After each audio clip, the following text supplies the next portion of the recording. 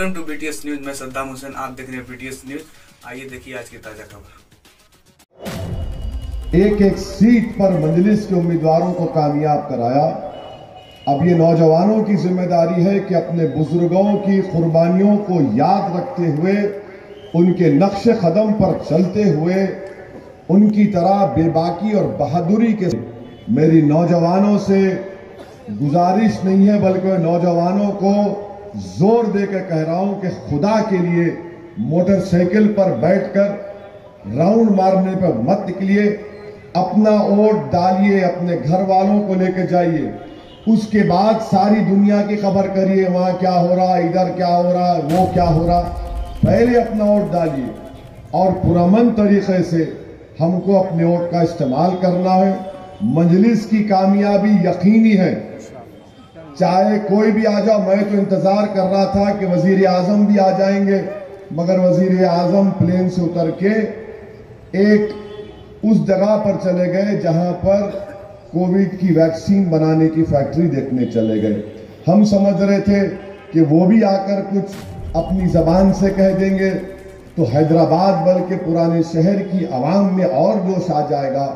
बहरहाल मेरे अजीज दोस्तों और बुजुर्गों, यूपी के चीफ मिनिस्टर आकर भी बड़ी बड़ी बातें करके गए। हम उनसे इतना ही उनके बारे में आपसे कहूंगा कि ये वो यूपी के चीफ मिनिस्टर हैं जब हाथरस में एक गरीब दलित बच्ची की इज्जत लूटकर, उसकी रेल की हड्डी को तोड़कर उसको छोड़ दिया गया खेतों में और उसकी वजह से उस दलित लड़की का इंतकाल हो गया, तो यूपी के चीफ मिनिस्टर ने उस गरीब दलित बच्ची के माँ बाप को तक इजाजत नहीं दी उसका अंतिम संस्कार करते वक्त। तो उसके माँ बाप सामने नहीं खड़े थे, बल्कि पुलिस वाले घेरा डालकर खड़े थे। ये उत्तर प्रदेश के चीफ मिनिस्टर, उत्तर प्रदेश में ये इनकी कारकर्दगी है। मिनिस्टर ने कहा कि मरने वाले के माँ बाप नहीं रहेंगे, पुलिस रहेगी। ये इनका रिकॉर्ड है। और अगर जो लोग यहाँ पर हुआ कर रहे, भाई साहब बहुत हुआ करके चले गए, हम भी हुआ कर सकते, इतना याद रखो, बल्कि आम फाड़ भी कर सकते, हम इतना याद रख लो आप। और फिर दूसरा, ये दलितों पर जो जुल्म उत्तर प्रदेश में हो रहा है, आप उसको खत्म करवाइए, रुकाइए। और एनएसए के नाम पर जो मासूम लोगों को, बैकवर्ड क्लास के लोगों को जेलों में डाला जा रहा है, उसको बंद करिए। और उत्तर प्रदेश के हर पुलिस स्टेशन में अगर किसी का राज चलता है तो ठाकुरों का राज चलता है, क्योंकि उत्तर प्रदेश के चीफ मिनिस्टर भी ठाकुर हैं, योगी हैं मगर ठाकुर हैं। ये मुख्तसर सा इनका तारुफ कराया हूं, वो भी नहीं करता था, मगर ये मीडिया वाले बोल रहे थे जरा कुछ बोल दो ना, हम चला लेते टीवी पे। ये बात के लिए कितने पैसे दिए? सैलाब जब आया तो बीजेपी ने कर्नाटका को पैसे दिए, हैदराबाद को क्यों नहीं दिए? कर्नाटका में करोड़ रुपए दिए, हैदराबाद में एक पैसा नहीं दिए।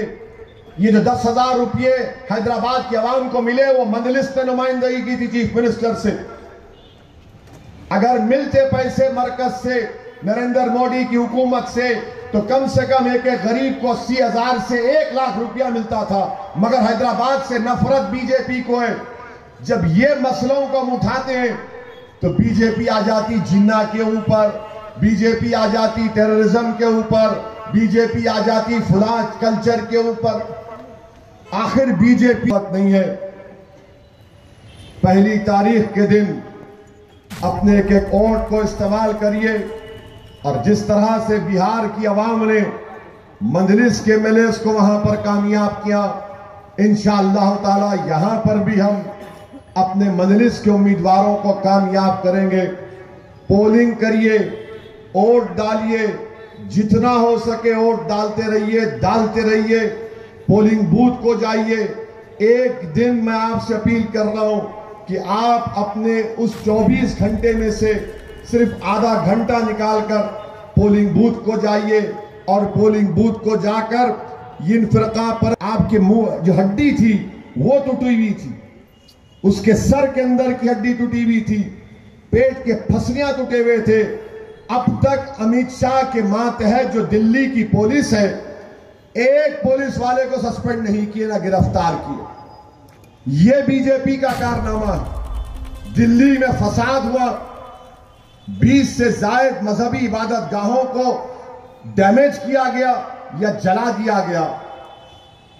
लोग मरे 50 के ऊपर, जिसमें हमारे हिंदू भाई भी मरे, अफसोस के साथ मुसलमान भी थे। क्या दिल्ली की हुकूमत ने इतना बड़ा जेनोसाइड दिल्ली में हुआ? क्या प्राइम मिनिस्टर 15 पॉइंट प्रोग्राम में पॉइंट नहीं है? क्या होम मिनिस्ट्री के गाइडलाइंस में नहीं है कि जहां फसाद होता वहां पर सरकार जिसका घर जलता है, चाहे किसी मजहब का हो, जो मरता है, जो जख्मी होता है, उसको इमदाद देगी, कंपनसेशन देगी, एक्सग्रेशिया देगी? क्यों नहीं दिए बीजेपी की हुकूमत? ये इनका कारनामा है। और बिहार में बीजेपी जीती नहीं, ये बड़ा मेहनत के लिए वहां भी बिहार में किए थे। बिहार में 2019 के कारपोरेटर्स तमाम का बेहद शुक्रिया। दोस्तों, बुजुर्गों, नौजवान साथियों, पर्दे में बैठ के सुनने वाली मेरी माँ, और अपना कारवां इस पार्टी के साथ यहीं से चालू किया था। तो उस टाइम पे हमने देखा था, और जो फास्टिस्ट ताकतें थी कि उस दिन अज़म लिया था कि हम इस फास्टिस्ट ताकतों को हम बाहर करेंगे। एक छोटी सी गलती से चार मीनार के दामन की जो सीट ये फास्टिस्ट ताकतों के पास गई, आज वही सीट को बचाने के लिए और हैदराबाद की गंगा जमुना तहजीब को बिगाड़ने के लिए जो मुनसूबेबंदी कर रहे हैं, जो बिहार, झारखंड, बंगाल, जो तमाम जगह के ऊपर सदर मोहतरम और उस दावत की लाज रखना, यह हैदराबाद के वोटर का फर्ज है कि अच्छारी निगाहें कि अल्हम्दुलिल्लाह एक टाइम में सदर मोहतरम ने कहा था कि या तो मैं सदर मोहतरम के खानदे पे जाऊंगा या सदर मोहतरम मेरे खानदे पे जाएंगे। इंशाअल्लाह मैं अपनी आल औलाद की कि हम मतलब ना कभी ऐसी गलती दोबारा दोहराएंगे नहीं। मैंने बहुत बड़ा एहसास हुआ मुझे कि हमारी कौम को आज हमारी कौम को एक रहनुमाई की ज़रूरत है, एक घराने की ज़रूरत है। मैं ज़्यादा कुछ नहीं कर रहा हूँ, आप अहमियत समझिए कौन कौन इस इलेक्शन में आ रहा है और क्या कर रहा है, क्या मैसेज दे रहा है। आगे का रास्ता बड़ा कठिन है। आपका एक एक वोट हर हल्के में मजलिस इत्तेहादुल मुस्लिमीन की हक में होना चाहिए।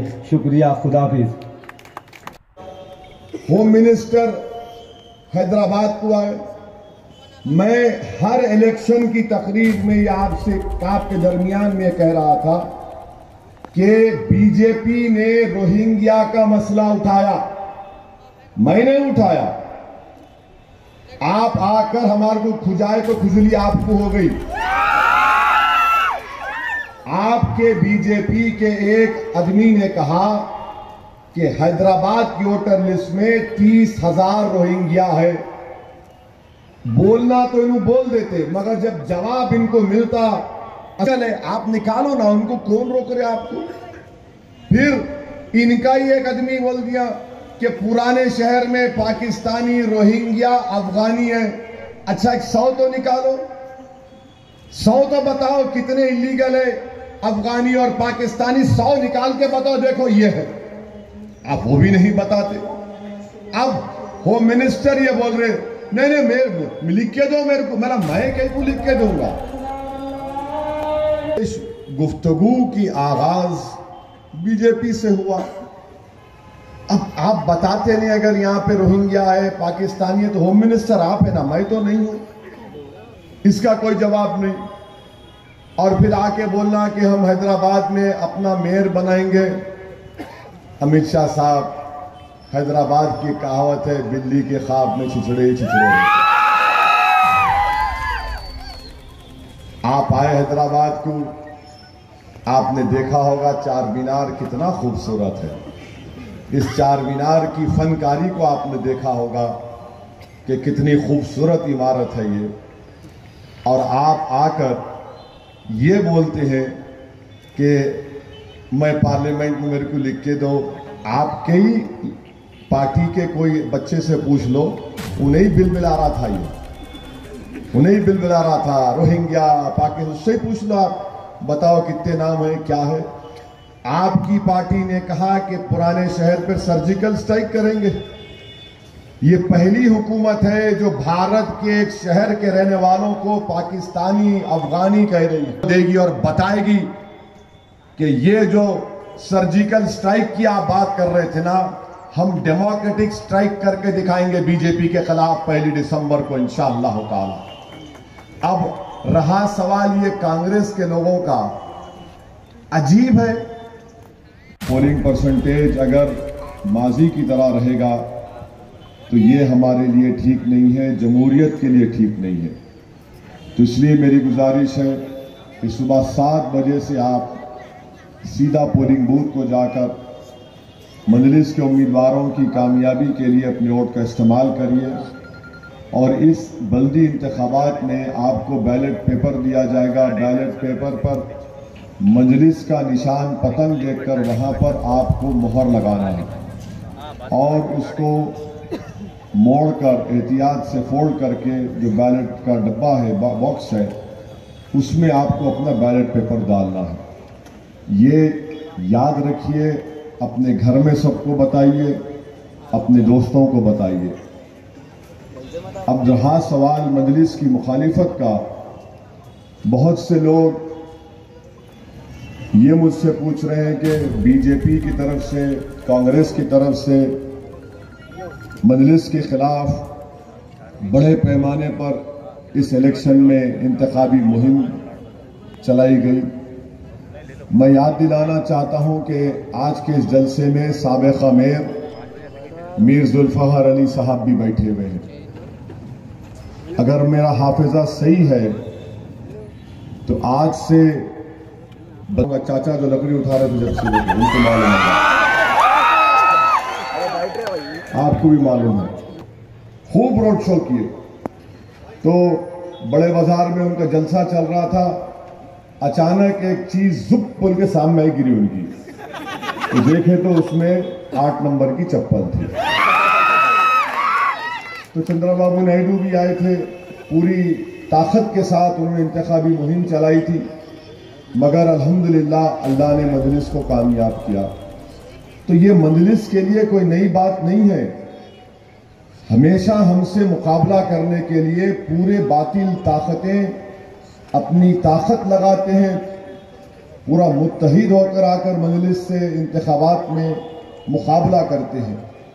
मैं आपको ये दोनों वाकयात इसलिए बताया हूं, और ख़ास तौर से नौजवानों को, कि जिस तरह हम इस वाले इंशाअल्लाह ताला, एक आदमी बोलता मैं वोट काट रहा हूं, एक आदमी बोलता इन्हों ये बोल रहे, दूसरा बोल रहा जा असद भाई नहीं हमको दे दो। हा? मैं मरद नहीं, मेरा भाई मरद। हा?